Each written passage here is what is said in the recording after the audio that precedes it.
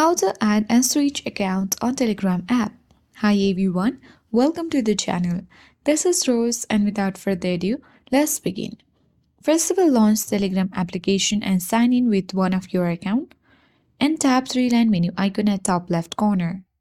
The menu bar opens where you need to tap on settings. Now tap three dots at top right corner and from this drop-down menu box select logout. And after that, you can easily tap add another account at top of the screen.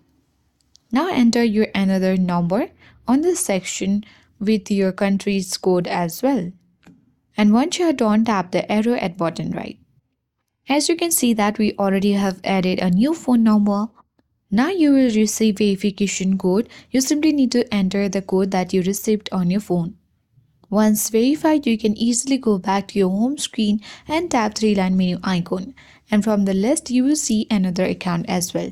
You need to simply tap on that new account and then you will successfully switch accounts on Telegram app. And that's it. I hope this guide was helpful. If it was, then do like, share, comment, and don't forget to subscribe. Thank you for watching and I'll see you in the next video.